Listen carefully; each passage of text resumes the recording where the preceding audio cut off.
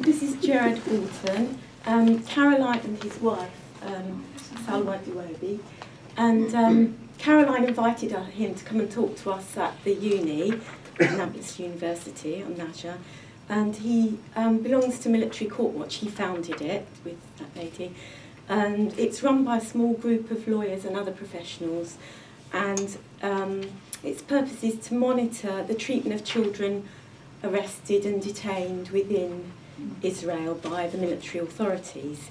It's guided by the principle that these children are entitled to all the rights and protections which are guaranteed under international law. It would appear that there's two systems that operate within the West Bank and Israel, and they're determined by the ethnicity of the offender. And Military Court Watch tries to assert that it asserts and tries to implement that the principle is that there's no justification in treating Israeli children any differently to Palestinian children. They should both have fair treatment under the military and civilian legal systems.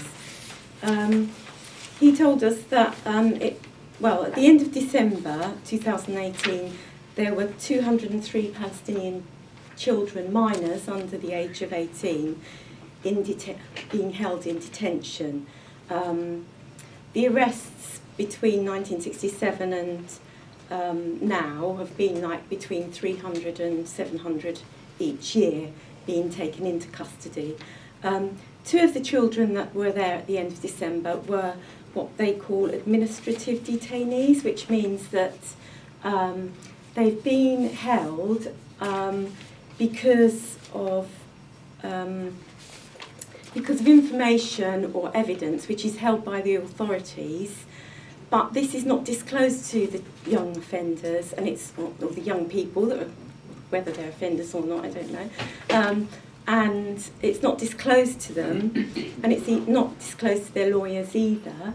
They can be held on this, whatever it is, for up to 6 months, and that 6 months can actually be renewed indefinitely, apparently. There's a really high rate of conviction. It's 99%, apparently. One of the reasons for this is that it's very difficult to get bail. It's usually not granted. So then they're offered a plea bargain. So a lot of them would opt to give a guilty plea, and quite often confessions are written in Hebrew. In fact, most of the time they're written in Hebrew and they have no translation. So they're actually signing something they don't know about. They're not sure what it means. About half of them are detained, arrested at night and detained in their own family home. So this sort of upsets the whole family, especially the younger siblings. So the younger siblings then don't feel their home is a place of sanctuary. It upsets the whole family system, makes everyone feel really insecure, obviously for a reason. And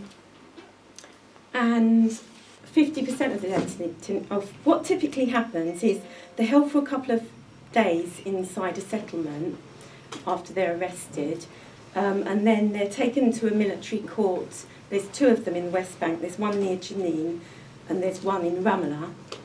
And then, if they're detained, they're taken to a prison in Israel.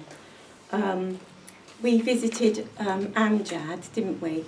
And who runs the youth hostel in Nablus, and his son was currently in detention, but unfortunately Amjad had only managed to visit him once that year because it was hard for him to get a permit to cross the border, and the mother was trying to go monthly but again had the problem of getting a permit.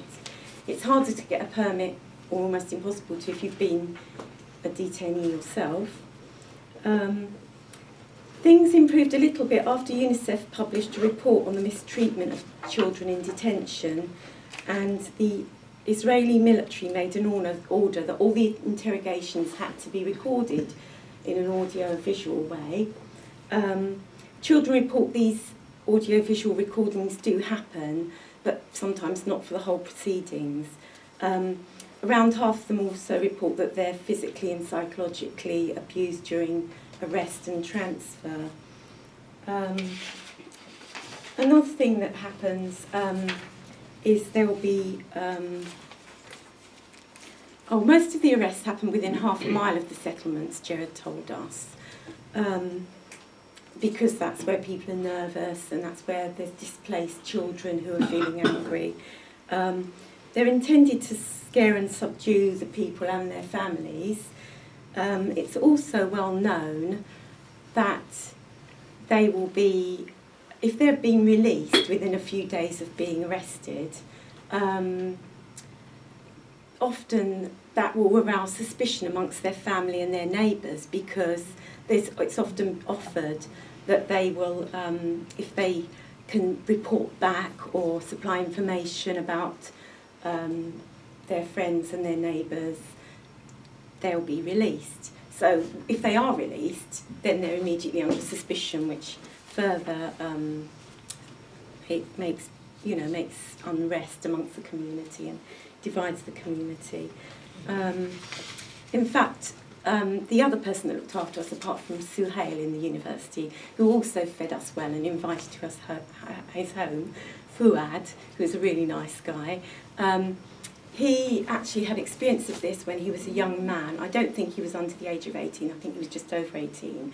But he was just out on the street and he was arrested, and they actually offered him, they said that he'd be there for years and years, and then they said, well, if you agree to take a phone for us, we'll release you, you'll be out. And he thought about it, and luckily he decided not to, and because they didn't have anything on him, he was released within a week, I think, was it? I think about a week. The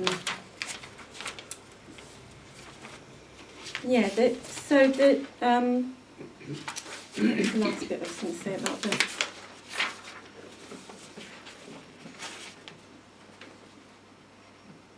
I can't remember now. Oh, yes. That's about it, really. I think that's all I was going to say. There are some other... There's quite a few other human rights people that operate. One of them is Beit Salem, which is the Israeli Information Centre for Human Rights in the Occupied Territories. They also monitor the situation out there, and there's some other ones. That's about it. So, next person. It's very interesting.